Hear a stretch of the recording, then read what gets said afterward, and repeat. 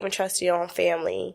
Because at the end of the day, family ain't gonna hold you down. They'll say they will, but they won't. Like, I learned that from experience. Well, I'm gonna tell you something that I live by. My friends have been more solid for me. Exactly. Than family and sometimes. But I will always say that I do have one or two family that is solid. My pops is a solid motherfucker on only if something wrong with you, he's coming. Mm-hmm. If ain't nothing wrong with you, he ain't coming. See you when I see you. See you when I see you. May get a phone call, may not get a phone call. But if there was a call tomorrow and he heard that I was locked up or something happened, he on the next flight. I don't have to ask any questions. He's that type of pop. So I guess I'm only saying this is that certain people in your life have levels. You can't give everybody 100% because everybody's just not 100% type of person. Exactly. You know what I mean? Right. Everybody, you gotta slot them in the slot that they are. Exactly. It's hard to meet 100%. Exactly. Exactly. It's very, very hard to find those people. Very few that. Yeah, and a lot of the times, the friends that you find are people that gonna represent something that you missing or something that, you know what I mean? Like so you always feel like they're more. Exactly. You know what I mean? Right. Because guess what? If I was a drug addict, you know what my friends are gonna be? Drug addicts. My facts, because they're going to help me get them drugs. You know what I mean? That's a fact. Yeah, so I'm just putting that out there. But, so, Mom, you left Mom's and then where you went from there when you got put out? I actually stayed with some friends for a little bit. Like, I stayed there for like 3-4 weeks. They let me stay because we was close. Like I said, friends become family. Like, right. They cool people, so I still stay in contact with them. They probably on my Facebook watching now.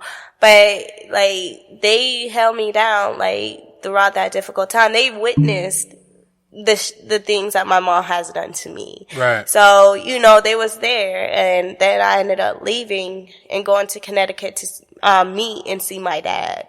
I'm going to tell you can curse if you want. Let it out. No, this is a hood show. Now. That's why you can hit the mic and we don't give a fuck. Cause we don't give this is all authentic. We don't sugarcoat shit over here. Yeah, man. You know what I mean? If you want the shit to be all Easter peak and perfect, you probably ain't in the wrong place. You know what I mean? So when I went to go see my dad in Connecticut, everything was good. Everything was smooth. I met my sister, my step siblings, everything was good. Did he give you a story on what happened? At the time he did, but I didn't listen because like I said, I was just dumb. I was fucking stupid. So, but going back up there, he finally told me exactly what happened and why I was taken away. It kind of made sense as to why my mom treats me the way she does. That's all I can say is I love my mom. That's my mom. Mm-hmm. But I can't respect her because she has not respected me. She has not respected my name. She has not respected me as a person. If you could go around and talk about your own child the way that she does talk about me, I find that a whole complete issue. Like, I love my mom. I have done wrong, but that was when I was 19. I'm 26 now and she's still holding a grudge. Like, come on now. What the fuck? Like, get over it. I got over a lot of things she did to me. A lot. Well, I feel you on that. I just feel like, I'm just hoping that the relationship could be mended because there's always something that you can learn. There ain't no mending that, especially when you mess with my kids. There ain't no mending it. I'm sorry. Like, if she didn't mess with my kids and try to take them from me, maybe it'll be a different story. But you trying to take my kids from me. So, when I asked you to help me while I'm in this difficult situation, now you trying to get my kids to call you and your new boyfriend mommy and daddy. Like, who does that? Did you think that she felt like she could give them more of a stable environment until you get right? At first, that's what I thought it was, but now I think it's deeper than that because my mom, she does live off of Section 8. She does, have a nice house because of her old house in Decatur had ended up flooding in the basement. So they, moved her to this other house. So I do feel like she's just keeping my kids so she could keep her Section 8 and continue on getting the benefits.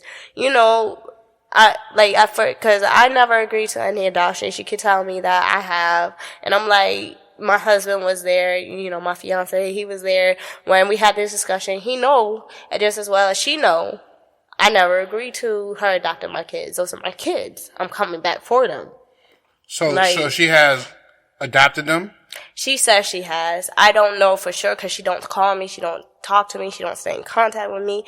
It hurts being a mother and not being able to talk to your kids every day or being ignored, talk about, oh, it's too late. Like, you can't go see them? No, she'll go beat my ass. I just pull up there. I call her. She won't pick up the phone. I text her. She ignores the message. Be like, oh, there's something wrong with my phone. You know, it's I'm going to play devil's advocate. What about if you just call the police and say, I want to go pick up my kids? Right now, I'm not in a stable position to go pick up my kids because I That's what I'm about to ask you.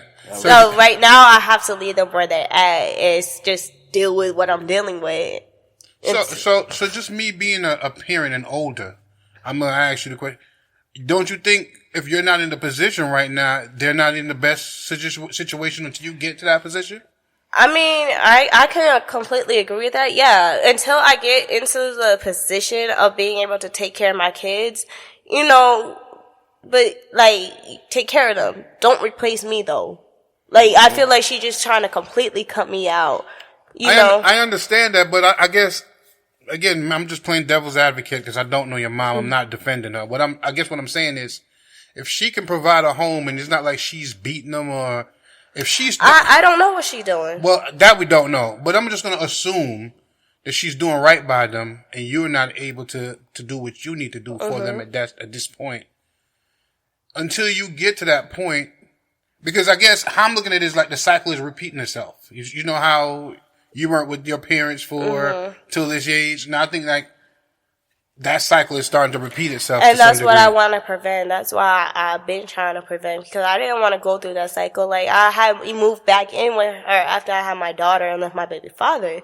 I had moved back in with her and I was going to take my daughter with me to live with me and my fiance because we was going to stay in his grandparents' house. But then she was like, oh no, you can't take her. I'm going to beat your ass if you try and take her. Like, that's my child.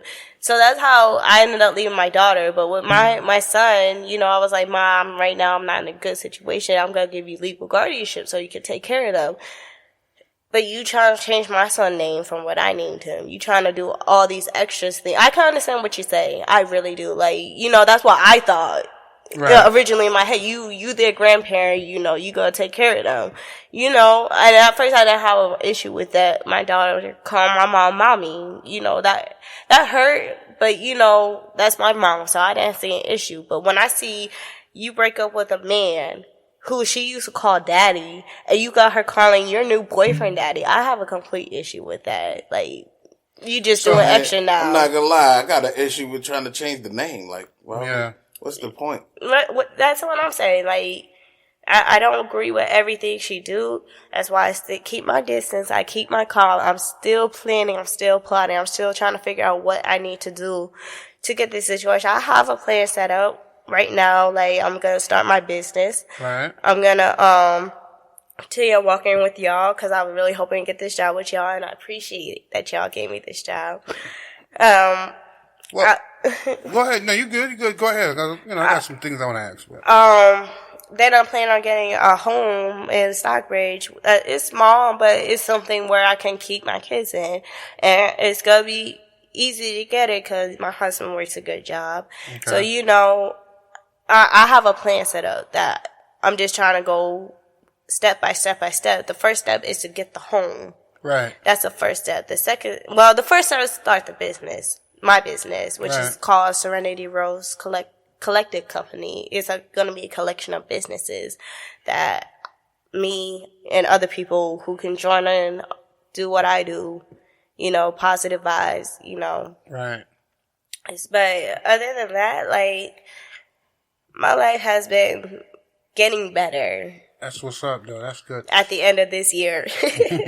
Well, listen, if you survive this corona thing, you're doing great. Right. Yeah. At the record, these cases are going up. You're doing great. Everybody out. Right. So this is what I'm going to do, though. We're going to take a brief little break. We're going to come back. I got a couple of questions, and then we're going to start talking about your business, and we're going to talk about some upbeat shit. We don't want everybody to feel like you're just all the way down the hole.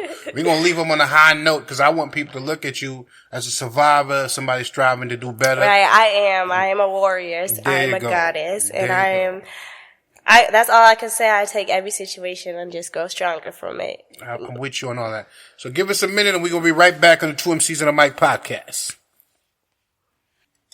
Yeah, and we back with Serenity Rose. Hello. Goddess. Hello. You know what I mean? Queen, Empress, everything. The whole 9 yards.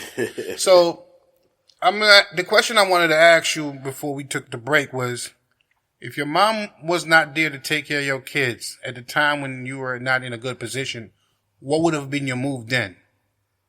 I mean, I would still have my kids to struggle and do what I gotta do to make sure my kids are straight. Whether, I gotta go back to dancing, whatever I had to do, I would have done to make sure my babies have a place to stay and are kept warm and are fed and have clothes on their back. I wouldn't have gone and robbed somebody. No, I wouldn't go to that extreme, but I would work hard, extremely hard. I don't know if you came and robbed me if I'd take it serious. I'd give you a buck. You know what I mean? But I feel you on that. I was just asking because, I don't agree with a lot of what your mom's doing, but me being a parent, you know what I mean? Right. Me being from the streets and then converting myself into being a great civilian, I'm always understanding. I'm always gonna put the kids first. If the kids have a better situation than what you can provide right now, then it's better than then it's better for the better where they and at. that's why I don't agree with how she's doing it, but she may not agree with your life choices, so that's why she feel like she has to do it. But the thing is, she don't even know my life choices. She don't even know what I'm doing. So she can only base it off of what was happening while you was in the house. Yeah. You know what I mean? Yeah. Because if I was my kid, I'm gonna base it off of what I know. I don't know what you're doing when you're in front of me. But That's true. But whatever the impression that you left when you was the last time with me, that's the only thing I'm gonna be able to go off of. Right. I can agree with that. So I'm just saying that her method may not be good, but if she's doing 100 for them kids, you know what I mean? I mean, yeah, they're in the best situation. Yeah, exactly. If she's not, I'm only concerned that you just don't know how well they're being taken care of. That's the part I don't like. Like, if she don't mind, she's gonna allow you to have a phone call or talk to them and make sure that they straight. Right. That part I don't understand, but nevertheless. But the other big question is, these two kids have father. Where they are in the situation with the kids? My fiance is with me. My baby father, he does pick up my child on the weekend, and he has some plans in the move to help me out as well. So he gets to see the kid? Yeah. So why, when he has the kids, you don't go with? I don't always have a ride. Okay. The riding situation is kind of difficult at this time. I can ask, but it's just I don't want to keep asking the same person who has given me multiple rides to take me all the way to Atlanta to see my kids. Right. When he can come and drive to me. But he don't, so, that's on him. But at least he's seen the kids, so the kids are in good standing then. Well, he's seen my daughter. He don't see my son because my son isn't his. But he see my daughter, and from what I know, my daughter is very well taken care of when I talk to him. But he say she be doing some wild shit. I don't know. And I'll be trying to figure out because my daughter's my exact twin. That's my twin. That's my firstborn. She my heart. Right. And then my son, because my husband, my /fiance stay with me, she treats him the same way. She don't allow him to come and see the baby, So it's his son too? My fiance's. Yeah, the person that your fiance now, it's both y'all. So why, as a man, he don't go over there and get his son? Because right now, he in the same situation I am. Okay. So, and his family want him to get a DNA test because apparently I like to sleep around on my husband.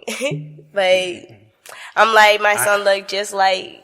I'm not getting involved in that. Sweetie, I don't know what you want me to say about that. But you ain't got to say nothing because I know what I be doing and I know what I don't be doing. Right, I know. So, you mentioned the dancing thing. You was dancing for a minute? Yes, I was dancing before I had my daughter, which was 2016. I danced at Lavish. I danced at multiple clubs. Oh shit, Lavish my spot. Lavish Bristol, yep. That was there from stomping grounds. Like when before they Because had that's Decatur, right? Yes, so I can see Reefer how Highway. yeah. And then I danced for my club promoter. I forgot what his club is called.